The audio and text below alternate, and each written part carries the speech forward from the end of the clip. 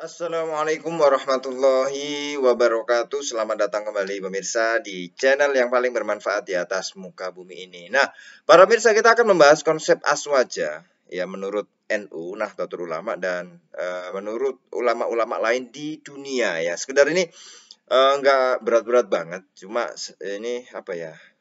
Ketika membaca beberapa literatur gitu kok kemudian muncul pertanyaan ini. Jadi definisi siapa sih aswaja Ahlus Sunnah wal Jamaah menurut pertama menurut Nahdlatul Ulama dulu ya. Yaitu kalau dalam tauhid kiblatnya adalah Imam Asy'ari, Imam Maturidi.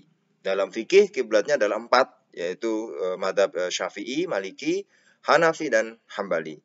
Kemudian ya dalam tasawuf ya itu adalah Imam Junaid Al-Baghdadi dan Imam Ghazali. Dua ini ya. Nah, ada perbedaan-perbedaan ketika kita melihat dengan ada muktamar Ahlus Sunnah wal Jamaah, manhum Ahlus Sunnah wal Jamaah. Judul temanya besarnya seperti itu. Siapa itu Ahlus Sunnah wal Jamaah? Ya di Chech-nya, bahasa Arabnya Chech-nya itu Shishan. Ya, itu mohon maaf banget ya, teman-teman ulama-ulama Wahabi, Salafi itu nggak diundang. Mohon maaf ya. Teman-teman Salafi nggak diundang ya. Jadi ini berkata, jadi otomatis itu menegaskan bahwa Salafi, Wahabi itu bukan Ahlus Sunnah wal Jamaah ya. Nah, di hasil dari muktamar itu ya karena banyak ulama ya, ada Syekh Said Faudah dari Yaman, kemudian Syekh Ali Jum'ah, kemudian Dr. Auni ya, dan banyak di situ. Nah, ketika membaca sekilas ini membaca sekilas ya. Kalau kita lihat definisi Ahlus Sunnah wal Jamaah itu kalau menurut ulama di Muktamar Shishan ya itu di dunia itu ada 4 golongan sebenarnya. Jadi ahli fikih ya, ahli tasawuf, ahli akidah ya atau apa namanya? Tauhid ya, dalam bidang ulama bidang tauhid. Itu saya bahas dulu 3 ini ya. Kalau tasawuf itu Imam Ghazali masuk, Imam Junaid masuk, kemudian ditambah Imam Qushairi. Ya, Imam Qushairi, kemudian ada As-Siraj ya. Ada beberapa gitu ya. Tapi oke lah, itu fine lah, enggak masalah. Ya, karena ada juga Imam Junaid dan juga ada Imam Ghazali. Yang kemudian fikih tetap sama, 4 itu. Kemudian tauhid sama, fokusnya adalah pada 2, Imam Asy'ari dan Imam Maturidi. Tetapi 3 golongan ini ditambah lagi, yaitu Ahlul Hadis. Ya, Ahlul Hadis. Nah, kenapa Ahlul Hadis ini tidak populer? Tidak populer di definisinya versi Nahdlatul Ulama. Ya, ini juga dianggap sebagai Ahlus Sunnah wal Jamaah loh ya. Menurut Muktamar Shishan itu, di Muktamar Chech-nya itu ya. Nah, ini menjadi pertanyaan penting para pemirsa. Kalau hipotesa saya, ya mungkin ini para pemirsa bisalah memberikan ilmu-ilmunya. Jadi kalau menurut hipotesa saya, kenapa ya Nahdlatul Ulama itu tidak menambahkan 1, yaitu 3 tadi kan, tauhid, ya, kemudian fikih, kemudian tasawuf ya. Dan itu kalau kita lihat dari definisinya NU ya tauhidnya sudah sama dengan Muktamar Shishan, kalau fikihnya sama. Tapi yang tasawuf ini atau ulama sufiyahnya itu hanya berfokus pada Imam Junaid Al-Baghdadi dan Imam Ghazali. Nah, Imam Qushairi bagaimana? Apakah kitab-kitabnya tidak terkenal, yaitu Risalah Qushairiyah misalnya di Indonesia? Ternyata sebagian pondok pesantren juga membahas itu loh ya. Tapi kenapa tidak dimasukkan? Nah, ini mungkin alasannya nanti kita cari ya. Tapi yang jelas ya, dari 3 ini ya itu sama dengan Muktamar Shishan ya. Kelompok, kita berbicara tentang golongan. Nah, di Muktamar Shishan itu ada yang menyinggung tentang siapa manhum Ahlussunnah wal Jamaah, ditambah satu lagi yaitu Ahlul Hadis.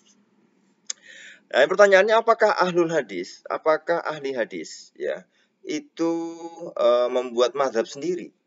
Nah, itu menjadi hipotesa saya karena Hadratus Syekh Hasyim Asy'ari ini adalah salah satu ahlu hadis yang banyak menghafal hadis ya. Kalau nggak salah Kutubus Sittah itu dihafal oleh beliau ya. Nah, Hadratus Syekh Allah yarhamuh ini pasti tahu dong ya, ketika membuat Qonun Asasi Nahdlatul Ulama, dasar-dasar pondasi-pondasi NU, ya pasti tahu dong ya, bahwa Ahlul Hadis itu tidak membuat mazhab sendiri. Walaupun mereka Ahlul Hadis, ya itu mereka tetap ikut mazhab fikihnya ke Imam Syafi'i. Ada Ahlul Hadis yang Imam Maliki, ya itu ahlul hadis gitu loh. Bahkan ahlul hadis yang kemudian banyak juga yang bermazhab Imam Ahmad Ibnu Hambal, karena Musnad Imam Ahmad yaitu adalah kumpulan hadis gitu loh. Jadi muhaddis, sebenarnya Imam Ahmad itu muhaddis, ahlul hadis yang meriwayatkan hadis dan mengumpulkan hadis. Nah, sehingga murid-muridnya juga banyak ahlul hadis. Nah, siapakah ahlul hadis ini? Apakah kemudian mereka membuat madhab sendiri secara fikih misalnya? Ternyata tidak. Ahlul hadis tidak membuat madhab fikih sendiri. Jadi kalau mungkin hipotesa saya, nanti silahkan dibenarkan kalau salah, bahwa ahlul hadis ini sudah dianggap masuk ke dalam 3 golongan sebelumnya. Yaitu apa? Ya, madhabnya madhab fikihnya yang 4 tadi, ya, salah satu dari 4. Kemudian tauhidnya ahlul hadis apa? Sama. Ya kalau enggak Imam Asy'ari, Imam Maturidi, walaupun mungkin beda zaman gitu loh ya, duluan ahlul hadis gitu, tapi kalau kita lihat kerangka berpikirnya, kita cocokkan sama gitu loh ya. Nah, itu ya.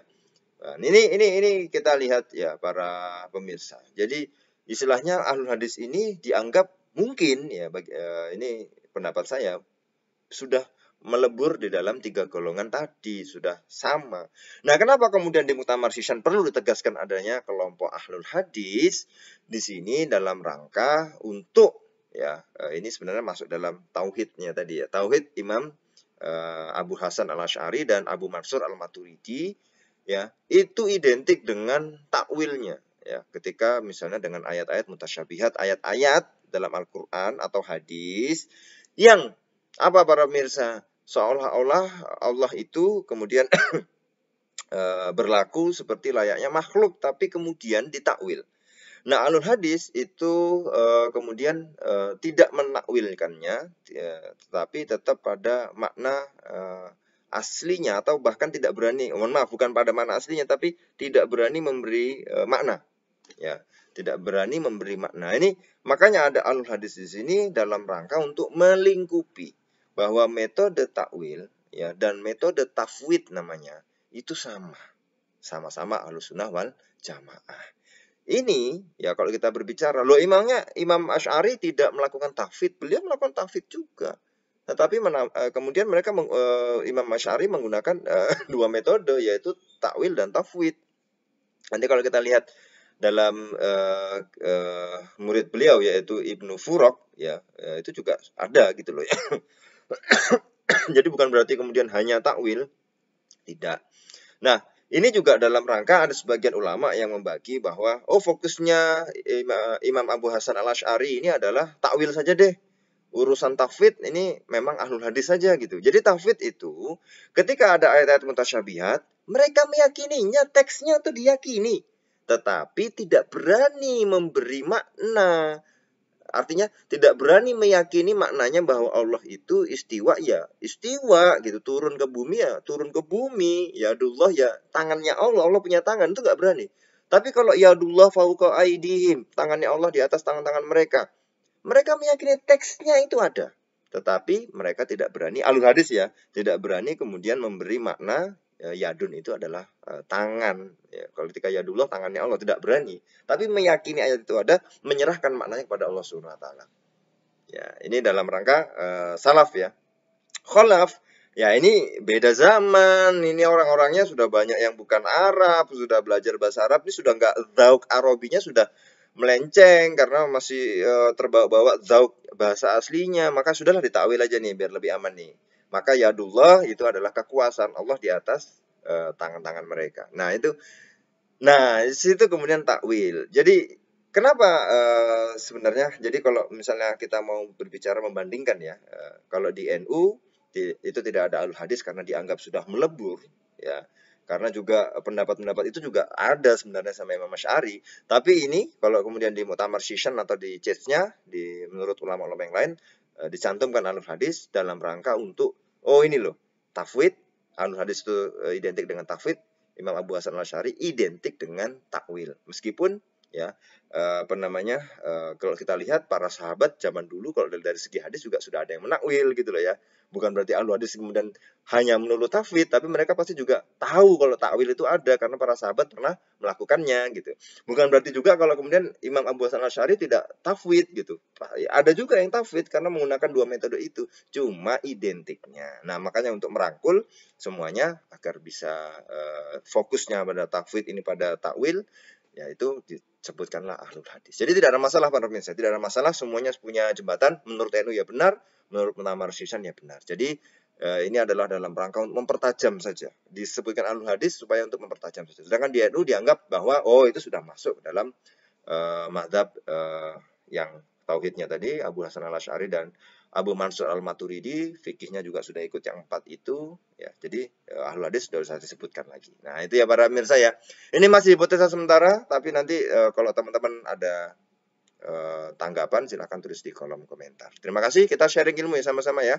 Kalau saya ada salah silahkan dikritik ya, habis-habisan boleh di kolom komentar. Kita ketemu lagi para pemirsa di video selanjutnya. Wassalamualaikum warahmatullahi wabarakatuh.